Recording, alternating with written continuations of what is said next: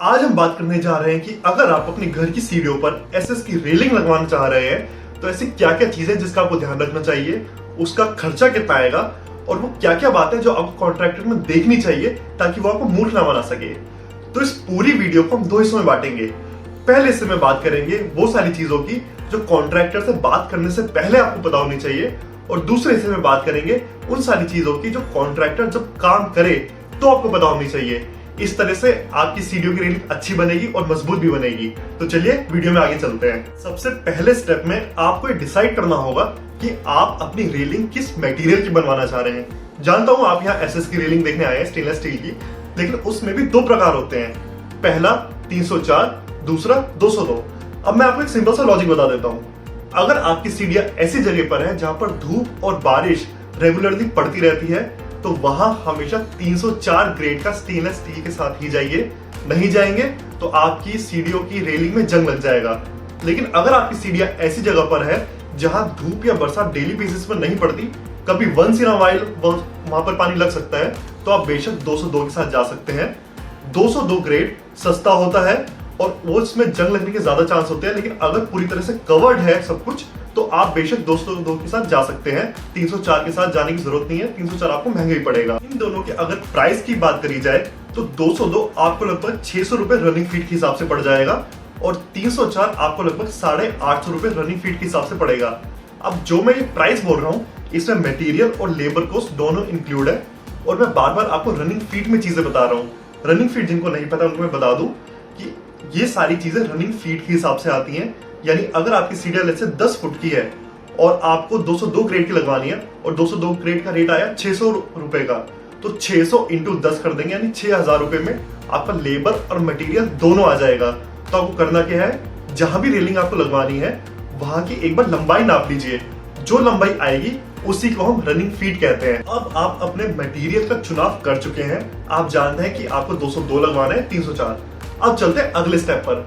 अगले स्टेप में आपको डिसाइड करना होगा कि आपको अपनी रेलिंग की शेप क्या चाहिए।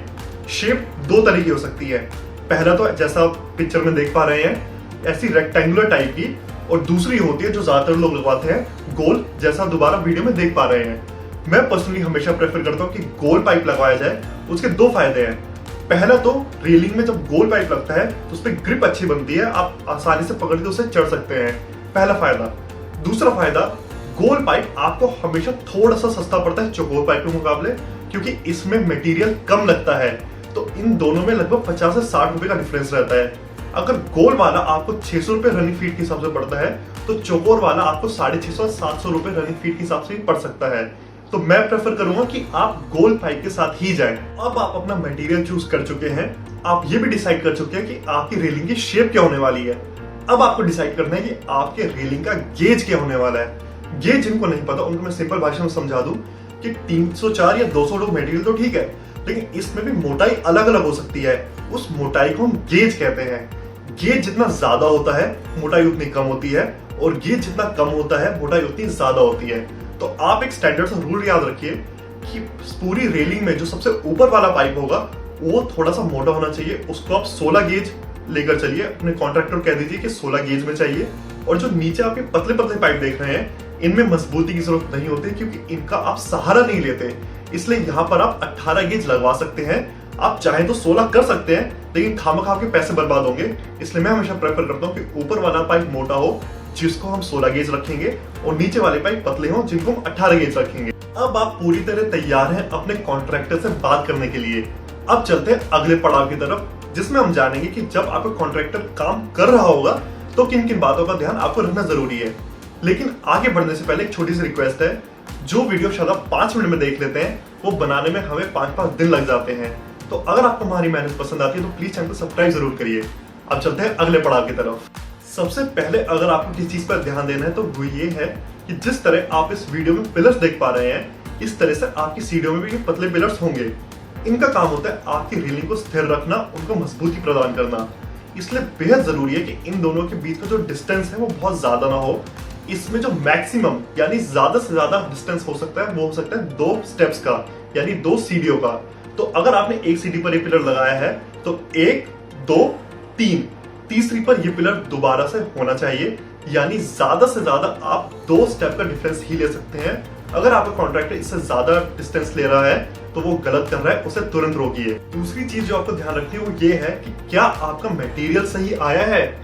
यानी आपने उसको या तो 304 बोला होगा या 202 बोला होगा, ये मटेरियल क्या सही आया है ये जरूर देखना है। अब 202 जिसने बोला है उसका तो ज्यादा डर नहीं है, लेकिन 304 जिसने बोला है उसको चेक करना पड़ेगा कि उसके पाइप पर क्या 304 ग्रेड का स्टील लिखा है या नहीं। और उससे भी अच्छा तरीका और है, जब भी आपको कॉन्ट्रैक्टर आपके पाइप की घिसाई कर रहा हो तो उसमें से इस तरह की चिंगारियां निकलेंगी।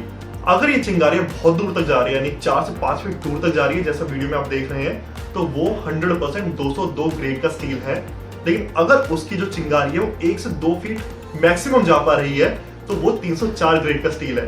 तो जब भी वो ग्राइंडर मारे आपकी रेलिंग पर तो जरूर देखिए कि चिंगारी कितनी दूर तक जा रही है और देखिए कि क्या वो मटेरियल ठीक लाया भी है या नहीं। तीसरी चीज जो बहुत जरूरी है और लोग इस पर बिल्कुल ध्यान नहीं देते ये है कि जब भी आपके 2 पाइप आपका कॉन्ट्रैक्टर जोड़ रहा होगा तो वो एक पतली सी पेंसिल जैसी रोड का इस्तेमाल करता है। उस रोड को कहा जाता है इलेक्ट्रोड, जैसा आप इस वीडियो में देख पा रहे होंगे। अब बेहद जरूरी है कि वो जो रॉड है वो अच्छी कंपनी की हो।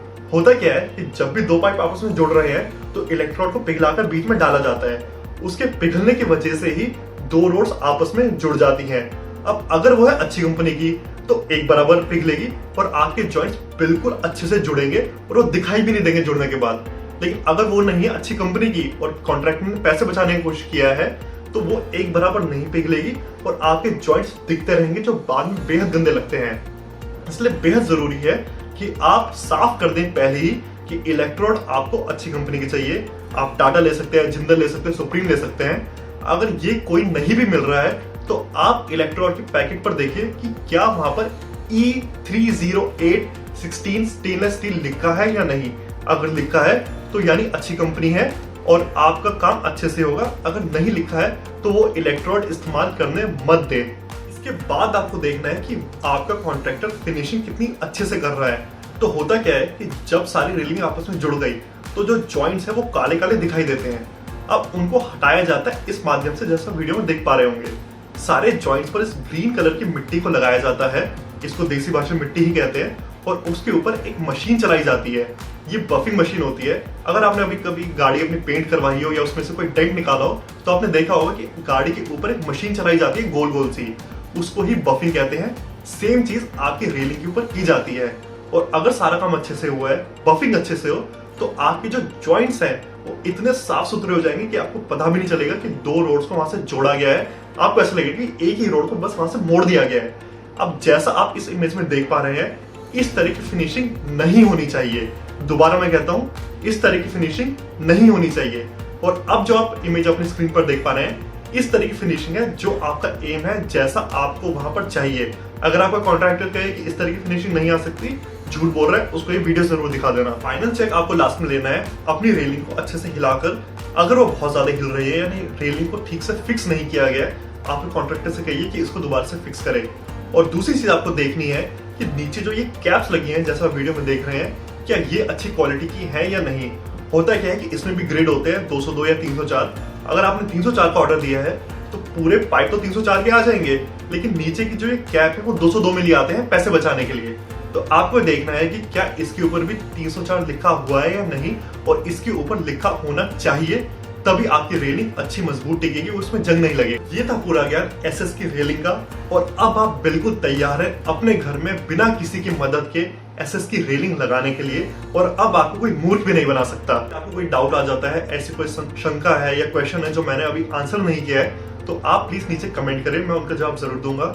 अगर आप मुझसे सीधे जुड़ना चाहते हैं, मुझसे बात करना चाहते हैं, तो मैं नीचे इंस्टाग्राम का लिंक डालकर रखता हूँ, उस पर क्लिक करिए, सीधे मुझसे मैसेज करिए, मैं आपको सीधे जवाब दूंगा। जाते अगर आपको ये वीडियो पसंद आई तो ये मेरी 5 से 6 दिन की मेहनत है, तो प्लीज वीडियो को सब्सक्राइब जरूर करिएगा, इससे आपकी और मेरी दोनों की बहुत हेल्प होगी।